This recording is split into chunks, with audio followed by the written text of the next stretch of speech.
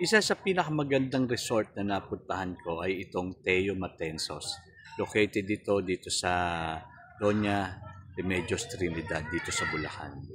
Pero pag napanood nyo itong video, I guess magugustuhan nyo rin na mag-stay dito sa Teo Matensos Resort. Gate pa lang guys, makikita nyo na kung gaano kalaki yung area ng Teo Matensos. Lalo-lalo na yung landscape nito na napakaganda at dito kayo mabibighani na talagang gugustuhin nyo talaga na mag-check-in dito sa Teo Matensos. A breathtaking view, eka nga. Kitang-kita nyo naman guys, talagang palalong-palalo na kayo dito. Mga sinaunang bahay ang makikita nyo dito sa Teo Matensos. Iba't ibang klase ng mga sinaunang bahay ng Pilipino noon. So ito yung first house, dito kami naka-check-in. Meron 8 villas ang Teo Matensos at 3 doon ay yung mga pang couples na or yung maliliit. So itutur ko kayo dito sa house na to kung saan kami naka-check-in. As you enter the main room, nakikita nyo dito yung living room or the receiving area at nandito rin yung 3 kwarto. Umpisahan natin sa master's bedroom. May malaking siyang bed na siguro kung kaliitan lang naman yung mahihiga dyan, pwede dyan 3 hanggang 4. Kompleto to, fully air conditioned with side table. Next one is the middle room, kompleto rin to, fully air conditioned. Siguro kakasya rito kung maliliit lang naman, mga 8 or 7 tao. Tapos yung kanilang last room naman is the same as the middle room. Parang pinagbaliktad lang. Kasya rin siguro dyan ang mga 8 kung hindi naman kalakihan. And this room leads you to the restroom. Magkahiwalay ang kanilang shower room at ang kanilang comfort room. Tapos may maliit na lobby rito.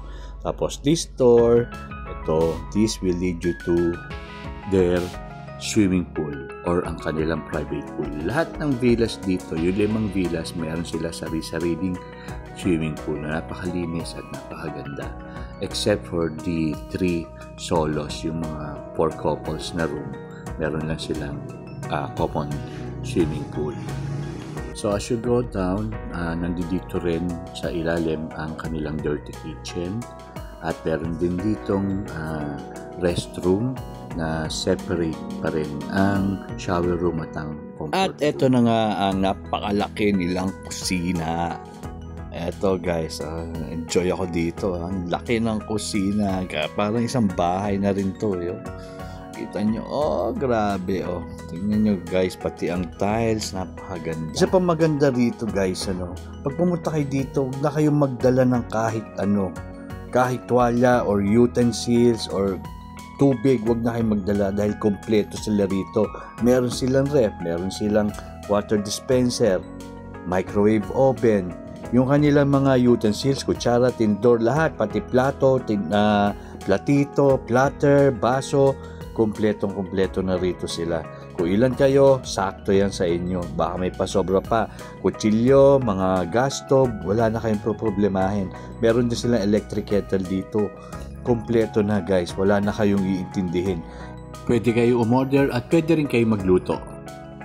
Meron din silang center table at syempre yung kanilang napakalaking dining table. Nandiyan kayo magsasalo-salo. Flooring pa lang nila, mahihiyahan ng tapakan. Napakaganda ng disenyo ng kanilang mga tiles at napaka-pulido guys. Napakaganda dito at napakalaki. Kaya tuwan-tuwa ako dito sa kitchen na to. 5 klase ng villas ang makikita nyo dito sa Teo Matensos. Mayroong malaki, mayroong maliit. Depende yan kung ilan kayo. Siyempre, iba't iba rin ang rate. At kung gusto nyo mamasyal, hahatid kayo or itutour kayo ng kanilang golf cart sa iba't ibang klase ng view dito sa Teo Matensos. Now, kung mga rates naman ang gusto nyo malaman, yung rates ng mga villas nila starts from 6,500 up to 26,000 pesos per overnight with free complimentary breakfast. For details and inquiries, punta lang kayo sa kanilang FB page, Teo Matensos Resort, located dito sa Doña Remedios Trinidad, Bulacan. Please subscribe to my YouTube channel, Lemon TV Vlog, and follow nyo na rin po ako sa aking FB page, Lemon Rustia. Bye for now guys!